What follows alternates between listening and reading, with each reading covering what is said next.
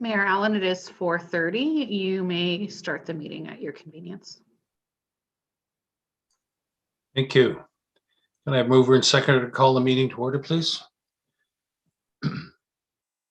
Councillor Hannah, Councillor Moore, that the special meeting of the Council Township of Springwater, April 21, 2021 come to order at 4:30 p.m. All those in favor?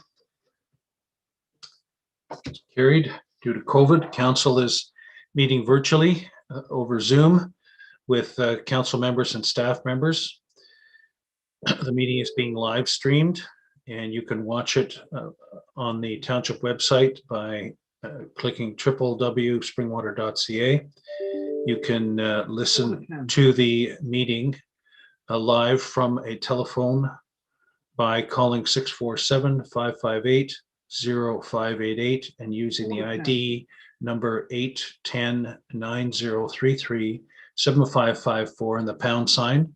That option is available during the meeting, or if you want to look at the live stream after the meeting, you can watch the video on the Township's YouTube channel accessible through the website. Are there any disclosure of pecuniary interest, Council? All right, seeing none, I'll now call upon Director of Planning Brent Spagnell and Senior Planner Chris Russell to present the Cannabis Production Facilities Workshop.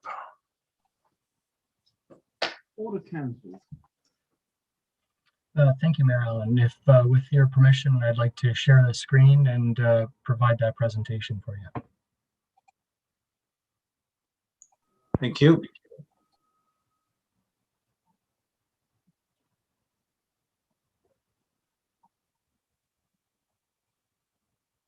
Okay, does that work? Perfect. Okay, so Yes, it does. Perfect. Thank you, Mayor Allen. Over the past month, and let me see if I can. Yeah, there we go. Over the past month, and since Council's direction to initiate a process to amend the Township's official plan and zoning bylaw based on the cannabis work prepared by WSP Group, staff can now report that a statutory public meeting has been scheduled for May 31st, 2021, in accordance with the requirements of the Planning Act. In preparation for this statutory meeting and in order to facilitate a more fruitful discussion at that meeting, staff have also developed preliminary and draft amendments to the official plan, the zoning bylaw, and the site plan control bylaw for today's workshop. It's important to recognize that these amendments are draft and that the federal and provincial governments have not provided guiding or implementing policy for cannabis land use. As such, these amendments, if passed, will represent Council's ultimate desire and will related to regulating cannabis production in Springwater. It's also important to recognize these amendments as drafted are not a recommendation by staff at this point, and these policies and some of these policies as drafted may increase the potential for appeals from the industry. With this in mind, staff have drafted some of the more restrictive policies, knowing Council may want to explore potential language for say increased separation or setback restrictions, which may go above and beyond the normal land use setbacks we would typically see. So staff has put their mind to this with the understanding that these more restrictive policies may not make the final cut, but I will be pointing these out as we go through and as we come to them in the following slides. So before we get to sort of the meat and potatoes of the policy discussion, I'd like to recap where we sit in the amendment process and draw attention to our interim control bylaw, which will lapse in the very near future. So about a year ago, June 3rd, 2020, Council passed interim control bylaw number 2020-041, which placed a moratorium on all cannabis production for a one-year period. The interim control bylaw allowed time for the Township's official plan review consultant, WSP Group, to undertake a review of the then more recent cannabis legislation, conduct a public consultation survey, conduct a best practices review of surrounding municipalities, prepare final recommendations for Council, and prepare and provide Council with several update and feedback presentations. The review study prepared by WSP was completed and accepted by Council on March 21st, and direction to amend the Township's policy documents provided to staff at that time. We are here now at this point with drafted policy amendments and a statutory public meeting scheduled for May 31st, 2021. Once that public meeting in May is held, staff will report back to council with a final version of the amendments along with a recommendation report. And depending on the level of public participation at the public meeting, we're anticipating this to occur in summer 2021. As you know, because there's an official plan amendment involved here, the County of Simcoe will be responsible for final approval of the OPA prior to the township implementing the zoning bylaw amendment. We have anticipated that the county approval of the OPA could occur in fall 2021. Moving forward on to the actual amendments. Very simply, the amendments will be applicable to the entire geographic area of the Township of Springwater and will update the official plan and zoning bylaw in line with the recommendations of the WSP study. The effect of the proposed amendments will be to permit the use of agricultural and industrial lands for the cultivation and processing of cannabis. Moving on to the draft official plan policies. Right here at the top, you can see we've got a new definition for a cannabis production facility will be provided within the glossary of terms of the official plan. This definition is very broad and meant to capture all activities that could be associated with a cannabis operation, including the use of land and the cropping of that land.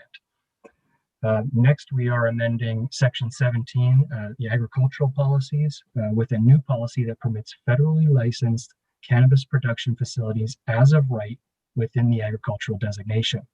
These facilities will be subject to the underlying agricultural A zone and the general provisions of the zoning bylaw, which we'll get to shortly. Where a cannabis producer has proposed a facility where they cannot meet the minimum requirements of the underlying agricultural A zone, staff have developed criteria for the applicant to address and for council to consider. So I won't go through all of these in great detail, but I will touch on a few of them. The first and foremost is that any site-specific amendments must occur by way of zoning bylaw amendment. So we are proposing that no consents related to cannabis facilities be allowed. This will give council, not the committee, the final say over any cannabis facilities that propose to locate closer to lot lines or on undersized parcels, for example. Moving on to the next point, new facilities are preferred over retrofits of existing agricultural buildings. However, retrofits are permitted provided demonstration of suitability is provided. The next point deals with mitigation measures, and that mitigation measures be taken to reduce impacts on abutting residential, institutional, or other sensitive land uses. We've been very specific in our crafting of this language, and staff would like to point out that the key to this policy is that it puts the onus on the specific cannabis operator to prove that they will not be an impact on their neighbors, rather than the municipality dictating a specific measure here, which could then become a target for industry appeal. Moving on, we've got that buffering and screening will preserve the agricultural character of the surroundings. And finally, the last couple points deal with policies for on-site water storage, fire suppression, stormwater management, waste management, and where appropriate and logical, the use of services. And sort of the use of services in the agricultural designation is a bit of an oddity. However, there are a few parcels in the township with agricultural land and agricultural designation and zoning with access to services. And off the top of my head, the north end of Anton Mills comes to mind, the west end of Elmvale comes to mind, and future development lands within Medhurst come to mind. So this policy would require where services are available, they be utilized. Moving on to slide number 6 and continuation of the draft official plan policies. This is dealing with the industrial designation within section 12. We are amending this with a new policy that permits, again, federally licensed cannabis production facilities only by way of site-specific amendment. So that's the difference between the industrial and the agricultural. The industrial will require any application to be accompanied by a site-specific rezoning. So cannabis operators must apply to the township for a site-specific zoning approval for any cannabis operation within the industrial area, and those facilities will be subject to the underlying industrial zoning provisions for which they're located. Where a cannabis producer has proposed a facility where they cannot meet the minimum requirements of the underlying MO or MI zone, staff have again developed criteria for the applicant to address and for council to consider. These policies mirror the guiding policies within the agricultural that we just covered with respect to impact mitigation, retrofitted facilities, preferred servicing, waste management, and on-site water storage. Moving on to slide number 7 and the draft zoning bylaw policies. You'll see at the top here, we have a new definition to match the definition added to the official plan. And then below that, we've got a list of permitted uses within agricultural, or section 33 agricultural A zone is updated to permit cannabis production facilities in accordance with the general provisions section of the zoning bylaw. The list of permitted uses within section 26 industrial MI is updated to permit cannabis production facilities only by way of site-specific zoning amendment and in accordance with the general provisions section. Lastly, we have a new section within the general provisions, section 3, which will be applicable to all cannabis production facilities, regardless of where they are located. Again, I'll cover off the majority of these, or some of these, but not all of them. Number one is that site plan control will be applicable to all cannabis production facilities. Number two, the cannabis production facilities will adhere to the zone provisions for which they are located, either the A, the MI, or the MO zone. That cannabis production facilities are prohibited on any land with a residential, institutional, or commercial zone, and that the minimum setback for all structures associated with a cannabis production facility shall be 30 meters. Excuse me. Now, this next policy is one of those ones I referred to earlier on in my presentation about potentially raising the eyebrows of the development industry. But I'll read this one out. So notwithstanding D above, so this is dealing with the 30 meters. So notwithstanding that, where outdoor cultivation is proposed in the agricultural A zone, no building or structure or portion of that land thereof used for cannabis production facility purposes may be located closer than 150 meters to any residential or institutional zone, any parks, any open space zones, any residential dwelling in an agricultural zone, any day nursery, school, community center, place of entertainment, place of assembly, place of worship, long-term care home, retirement home, cultural facility, or any other sensitive land use. Now, as I said, this is one of those policies I referred to earlier that the best justification staff have for this policy is with respect to the sale of prepackaged goods being sold at a retail store. So the federal government, through AGCO, the Alcohol Gaming Commission of Ontario, requires that any retail store selling cannabis products not be located within 150 meters of a school. Staff's thought process here was that if you shouldn't be selling cannabis within 150 meters of the school, then we shouldn't be growing it or processing it within 150 meters of the school. Staff have, however, extrapolated this 150 meter restriction to not just apply to schools, but all institutional uses, and then taken that further to say all residential uses, or excuse me, all residential zones, any residence located within the agricultural zone, and as well as any other sensitive land use. So this policy is somewhat restrictive as drafted and may draw appeals from the industry, as there's technically no minimum setback provision provided by the province of Ontario. So this restriction is really up to council if they wish to implement something like this, but we'll leave that for the discussion after. Moving on, outdoor storage associated with cannabis production facilities shall be prohibited. I mean, that's a standard one we've seen across the board. The next one, no outdoor signage or advertising related to cannabis production facilities shall be permitted. This is potentially another policy which may draw appeal from the cannabis industry. Similar to winery or brewery tours, staff can envision similar guided tours of cannabis production facilities in the future. And in that event, this policy is likely to be an issue for the industry. But again, that's up for discussion. Moving on, within the general industrial MI zone, loading spaces for cannabis production facilities must be wholly contained or wholly enclosed within a building. This policy is again potentially onerous on an operator, as incorporating trucks inside a building adds significant cost to the building due to safety surrounding vehicles, as well as vehicle emissions within a structure. And lastly, that all uses associated with a cannabis production facility, except the outdoor cultivation of cannabis within the agricultural A zone, must take place entirely within a building. That summarizes the zoning provisions that we've prepared. In summary, to summarize, this workshop is to gather feedback and input from council on the preliminary drafted amendments in order to move forward with a statutory public meeting on May 31st. Staff will be reporting back to council in summer 2021 with final amendments and a recommendation report for consideration. I think at this point, staff are happy to answer any questions, and thank you very much.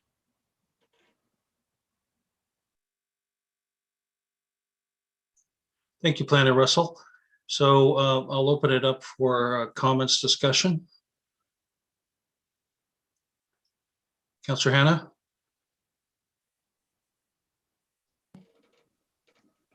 Thank you. Just I had a bit of trouble with the audio, but I apologize that I'm asking a question that Chris explained, but through you, Mayor, to Chris, my question first is, have we had many inquiries or much interest from the public as far as wanting to get involved in the cannabis growing or a facility within Springwater?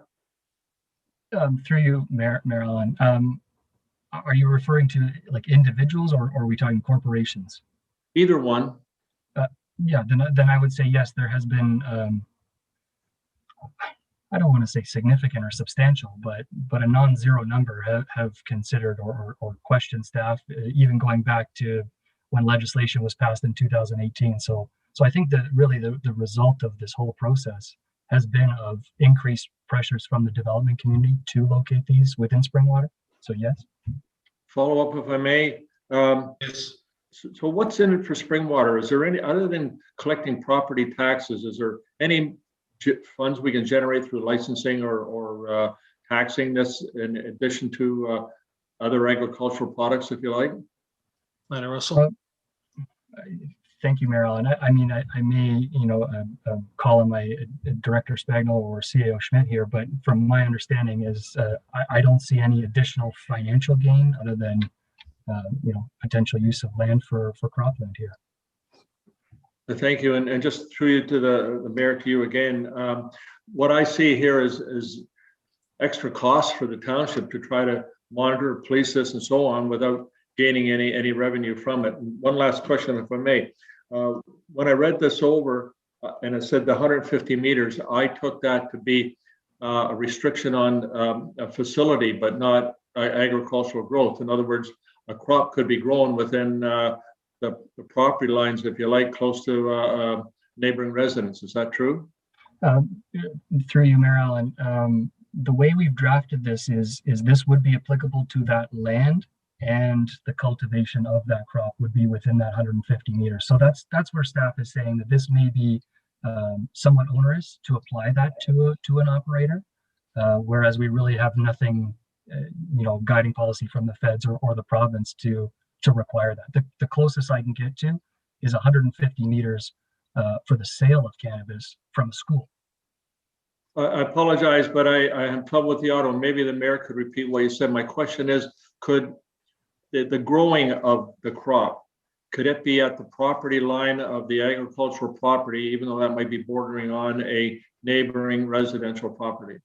The way it's worded, Councillor Hannah, now, no, there'd have to be 150 meters between the residential property line and the growing in the cannabis operation. Any plants growing. Thank you. The way it is worded now. Correct. Councillor Cabral? Thank you, Mayor Allen. A few questions, actually. I know that we ended up going with a consultant, so the consultant would be in a position to provide us with research, data, whatnot. And part of the other reason that was proposed at that time was so that the consultant could come up with guidelines for us to use and best practices for us to use in order to not have to go to LPAT hearings. So I'm just curious to know, of these general provisions, how many of those were actually proposed by WSP? That would be my first question. Planner Russell? Through you, Marilyn. I'm not sure if I want to speak to the scope of the project. I may want to refer that to the director, but I can say that all of these provisions were created in consultation with our sub-consultant WSP group. So all of them just run through. Director Spagnol? Thank you, Marilyn. As part of the scope of the project where WSP was retained to carry forward with the cannabis study, they did a best practice review of some of the things that various municipalities incorporated and implemented through their zoning bylaws to deal with cannabis production facilities. So as part of this process and as part of the study, those best practices were identified, and WSP was consulted with respect to the policies and the provisions that are up for discussion before council today. In addition to that, just to speak to Councillor Cabral's comment, if I may, the opportunity and the right to appeal really is based on the opinion of the appellant. So even though these are best practices that have been utilized across, the province and across the country in some respects, the avenue or the right to appeal is always there for somebody who may have an issue, whether it be a resident or whether it be a proponent to establish cannabis production facilities. I guess the question would be is how many of the best practices have been tested in the face of an appeal through a tribunal, an LPAT? And at this point, I mean, it's one of these situations where there's many municipalities across the province and across the country who are wrestling with best practices and who deal with various appeals on various provisions, which could be considered best practices. So it's very difficult to answer the question about whether or not they can stand a challenge if it does come before LPAT. And then, if I may, Mayor Allen, as well, just speaking to the purpose and the benefit, right now the municipality does not have any real clear direction or policy guidance in its official plan or its zoning bylaw with respect to cannabis facilities and cannabis production facilities. So the rationale behind going through the study and providing such provisions as per the recommendations of the study is really to provide that guidance and the zoning provisions so that staff are provided with a clear, concise direction through those policy guidance documents and those provisions to be able to respond to inquiries of either proponents who would like to establish cannabis facilities or residents who may be located in the area who may be aware of some facilities going on. So it's really to clarify land use considerations and provide some concise policy direction. Follow on, please, Mayor Allen. Yes, go ahead. Thank you. I'll try and make it brief. The reason I'm concerned about this is when there's federal or provincial legislation in place, sometimes there's federal and provincial enforcement also available to address those. Our bylaws, however, and going to LPAT, if there are more restrictions, the more opportunity, I think, for that type of appeal. Those costs fall directly to the township. That's part of the consideration there. And I guess the other one, speaking to Councillor Hanna's point there, was with respect to the agricultural one. I can understand how you might want to try and extrapolate for the industrial zone, the 150 meters. However, I got to admit that's a pretty far stretch, because although it's specific to schools, certainly there's residents and apartments and whatnot within, well, they're living right above or right next door to the cannabis, retail cannabis outlet. And I know that the provincial government has come out and clearly stated that cannabis production in the agricultural zones is an agricultural thing. So that's the part with the general provisions is that particular one is I thought there was a differentiation between the two, because obviously the industrial zones and those types of areas, they are different than people who are in the agricultural areas who are farmers and who may want to grow this. And 150 meters is 500 feet. And if you had a farm and you had 500 feet in every which way, you might be talking 20 or 30 acres of unprofitable land all of a sudden if you happen to be the one that wanted to grow the cannabis. So I do have a concern with that particular aspect of the general provisions. Okay, Councillor Moore. Thank you, Mayor Allen. Just wondering if we have an opportunity to go back to the Agricultural Advisory Committee and ask for their comments on this as well. We've got, a few farmers that do sit on the committee with us, Mayor, and I think that I'd like their opinion on especially this one clause. I Yes. share Councillor Cabral's concern with taking that much farmland away. And, you know, should there be a provision if they actually live on the same property? Because I believe I read where if there was a home, it couldn't be within a certain distance of the crop itself. And it doesn't allow itself to things like, I don't know, potentially having a market of some kind, or a producer of a farmer who wants to, you know, create all sorts of products from their crops. So I would really appreciate their opinion, as well as I'm just not really excited about that one clause. Well, certainly with the public meeting coming up, they will have an opportunity for input. So, and we would welcome that. Deputy Mayor Coughlin. Thank you, Marilyn. And just to follow up on Councillor Moore's comment, I think I too would be very interested in their, I want to say, more official comment from the committee, rather than just having them come forward during the public forum. Also, prior to that, Planner Russell did have, was indicating comment after Councillor Cabral's points. Planner Russell, did you have a point to make?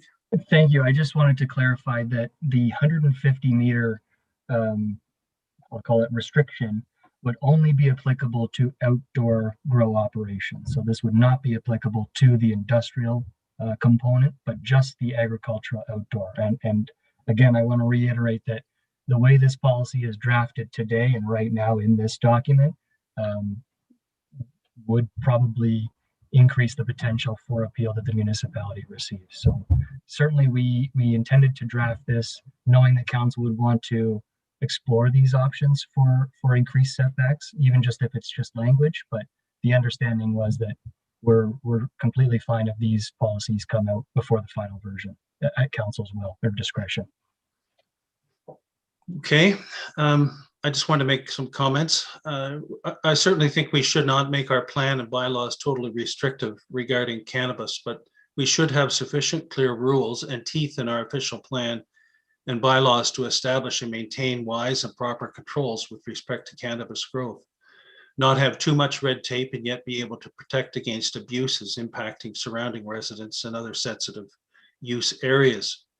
Should abuses arise, we need to have sufficient support through our regulations should we have to take action through bylaw officers, the police, or even at LPAT. If we're too general in our rules and regulations, we have no power or recourse. So with the official plan suggested changes, I think they're too general and not requiring sufficient details, but setting out what should be required in those details. They need to refer back to specific rules set out in the site plan and in the bylaws. With respect to the zoning bylaws, I think we should have the setback of 150 meters. You're finding odor is a problem here, and odor I know can't be controlled because it's outside, but it can be mitigated. And if you have the 150 meter setback from residents or other properties, then that helps to reduce that. And odor is an ongoing problem because these continue to flower. So it's different from putting manure on a field where there's a short period of time where you can smell it, but then that goes away. And as WSP said in their survey of different municipalities, there are a number of municipalities that have these 150 meter and more setbacks from the property. And I think that would be possible for other things to be grown, and it wouldn't be too limiting. Keep in mind that these are very lucrative operations once they get up and running. And so there's no lack of money that's made from these things. I think that in the bylaw, we should have proper definition of air treatment to define odor controls and an odor control plan. Outdoor storage should be, there should be rules with respect to that. Lighting is a problem sometimes, and generators are a problem sometimes. So have have rules with respect to the fact that lighting has to be controlled and not shining into surrounding properties. And power sources, if they're generators, there need to be rules so that they're not going 24/7 in a noisy fashion. In the site plan control bylaw, I didn't see any specifics to that. It said lands may be required to enter into an agreement with municipality to regulate, including but not limited to lighting, fencing, landscaping. So it's waiting for those plans to come forward and not really dictating what we think should be existent in each of those categories. So I think we have to have those specifics, and that's not going to be too limiting to farmers or to these operators who come in and want to grow. So those are some thoughts. Oh, and as far as there's some municipalities that have cost recovery for enforcement bylaws, where they put in place that if there is a requirement, Prince Edward County as an example, if there is cost recovery options should be included to recover municipal costs associated with deficient operations of grow operations, such as illegal cannabis growth operations. So that's something for consideration. Just some thoughts. Councillor Cabral. Thank you, Mayor Allen. Just a couple of comments. With respect to the general provisions, the way I read it, and correct me if I'm wrong, it said all production facilities, which would also entail production facilities in the industrial zones that we were talking about. The only differentiation that I saw there was that production facilities in the industrial zones could not be outside. They had to be inside, an inside facility. But according to the general provision, that too would, from what I saw, would still have to maintain 150 meters. I can't help but step back to the farmers. We have hemp farmers, marijuana farmers. It's a different strain, but I'm sure it smells too. And I don't know, but I don't think there's been an abundance of complaints about that. As a matter of fact, I didn't even know that it existed till I drove by it, and the plants were already about 7 feet or 8 feet tall. But I think when we're talking about a farmer who wants to grow marijuana, it's very nice for us to be able to say that, there's other crops that they might be able to plant. But at the same time, I think we have to understand that not all farmers are in a position to plant a particular crop every single time, every single year. And I think when you're looking at an acre of land that might potentially, if it was planted in corn, produce X number of dollars, and if it's planted in marijuana, it could produce maybe a little bit more, maybe the same, I don't know, X number of dollars. And with 150 meters, farmers are going to take a huge hit with that type of restriction. And I also, to be quite honest, don't think it's something that township would be able to enforce, because the provincial government has come out and they have legislation in place that protect the farmers' right to farm. Even a grass fire, if it's over on Highway 92, I'm a few kilometers away, I can smell it. So I do understand where Mayor Allen's coming from with that comment, but there's several marijuana plants down along the Nottawasaga River, outdoor cultivation areas, that maybe it's worthwhile for us to reach out to Clearview and see what kind of complaints they got as we move forward.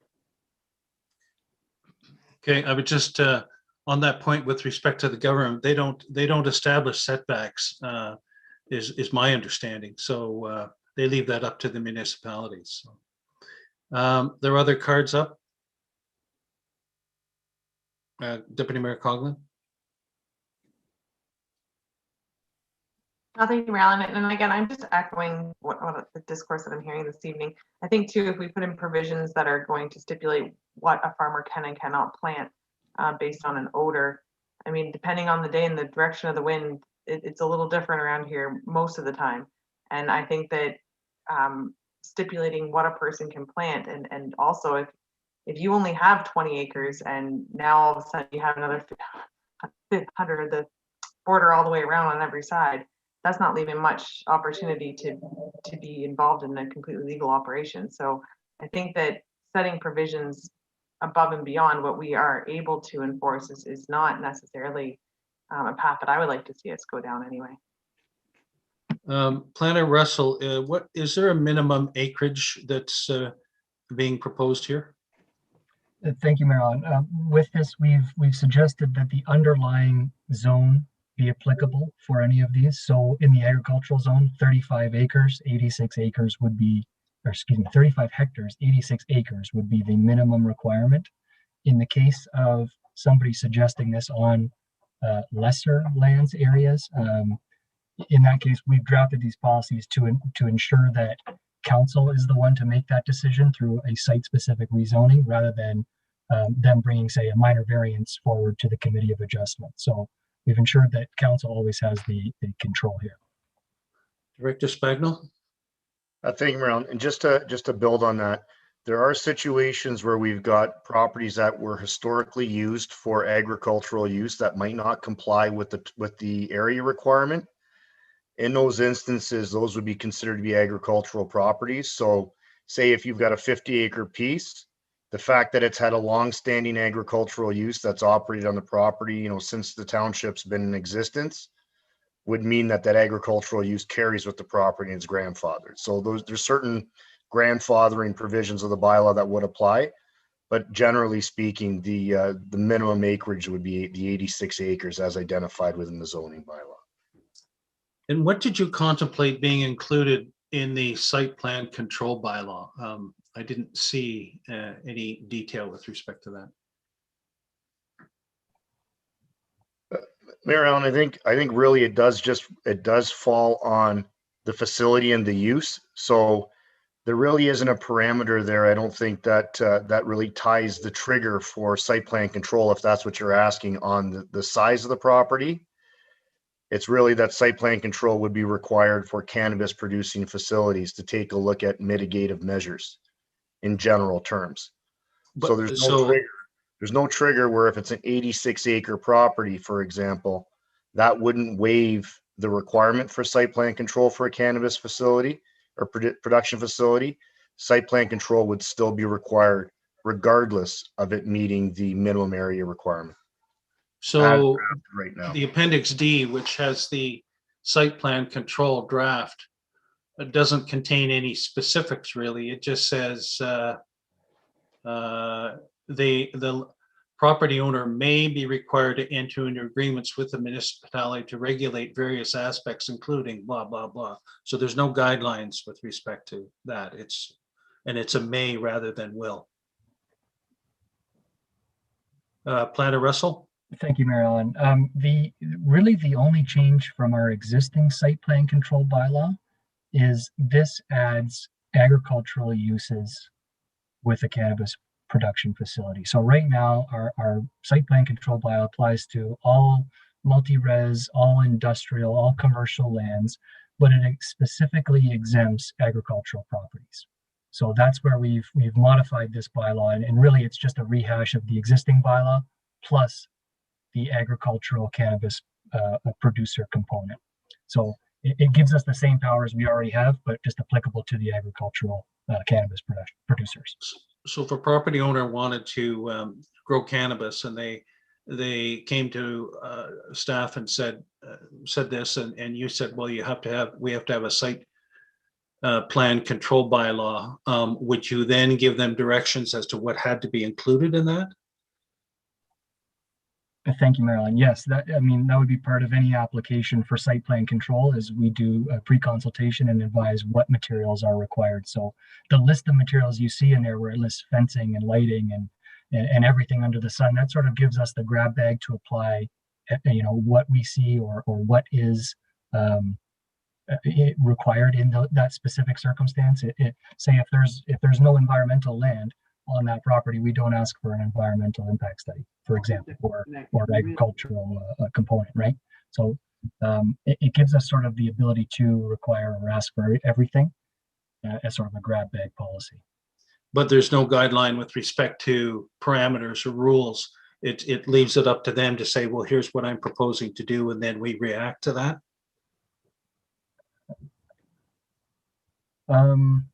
I guess so. Correct. We would be I mean, maybe Director Spagnol Spagnol? wants to jump in. Thank you, Mayor Allen. I think really, I mean, it's a matter of the guiding policy identifies the types of things that need to be looked at through site plan control. So, you know, in the discussions, we've referenced, you know, mitigative measures for potentially odor, or you've got security, or you've got lighting and how it could potentially impact a neighboring property owner. So it's those types of general guiding principles within the official plan and within the site plan control bylaw that staff would be looking for those requirements to be met as part of any application. It's no different than when we look at you know, there's subdivision developments that are out there where staff looks for buffering, for example, between neighboring residences and neighboring developments. Or there's other things that are required as a general guiding, you know, policy direction as to what needs to be looked at. And it's typically based on, you know, the requirement is typically based on certain things like the surrounding area and what it encompasses. Or say, for example, there are two neighboring properties that are used for agricultural purposes where there might not be as much of an impact on the neighboring property. So that's typically how staff would gauge what would be required or triggered through the site plan approval process. The one key point is that the official plan, the way that it's currently written right now, does allow for, and it's not drafted this way, and site plan control does not apply to agricultural properties right now, but the official plan, the way it's drafted right now, allows for a site plan control bylaw to be implemented at the township level for certain agricultural uses. Some of those uses may be farm produce sales outlets. So that's not your market garden, but that's a larger farm produce sales outlet where you might draw in, you know, farm producers where they bring their products to a certain area to sell on a specific farm. Now, our site plan control bylaw doesn't require that at this point, but the requirement for site plan control is provided within the official plan right now for agricultural uses. Staff is proposing in this case here for council's consideration and discussion as to, you know, are proposing that be included as a requirement specifically for cannabis production facilities in the agricultural areas. It would already be required for the industrial zones. Okay, thank you. Okay, Councillor Ritchie. Thank you, Mayor Allen. I understand, you know, the rules that we have to implement and give some guidelines there, but I would like going forward, and I know I've spoken different times about this, but I know going forward, it'd be nice to have it more on a site-specific basis so that, you know, every situation's different and we approach it differently, and to try and accommodate them using the policies that we have in place. So I'd like to make sure we put that in there, that every application would be site specific, and so we can do to accommodate the farmer. And having said that, I agree with Councillor Moore that to reach out to the farming community, the Agricultural Advisory Committee, that's what we have them for, see what their thoughts are on the matter. And I look forward to hearing from them. Thank you.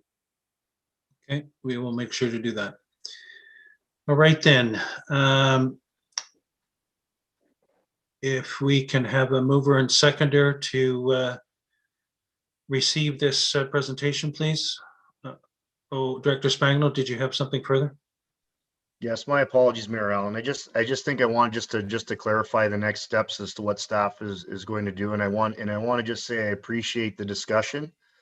The purpose of this special meeting was to have a touch point with council prior to staff bringing forward draft policy. So the input of council is appreciated by staff. The next steps, as I understand it, is that staff will be moving forward and they will be providing the draft policies that were considered by council through this meeting to the Agricultural Advisory Committee, and taking the comments from council under consideration along with the advisory committee prior to the public meeting, and then making revisions to the draft policy Again, recognizing that there will be further discussion on the matter through the public meeting process that will be coming up in May. So that's the next steps, and then staff will be working through this, and we'll see where the policies end up after we're done moving through the public meeting process. If I'm unclear in my understanding, please let me know, and we can revise our work plan. But that's how I understand council would like to see this move forward. Okay, no, I think that captures it. Thank you. So can I have a mover and seconder to receive the presentation? Deputy Mayor Coughlin, Councillor Moore, the presentation from the Director of Planning, Brent Spagnell, and Senior Planner Chris Russell regarding cannabis production facilities be received. All those in favor? That is carried. And confirmatory bylaw mover and seconder. Councillor Ritchie, Councillor Ma, that the bylaw 2021-043 to confirm and adopt proceedings of the council special meeting held on April 21, 2021 listed herein be signed and sealed by the mayor and clerk. All those in favor?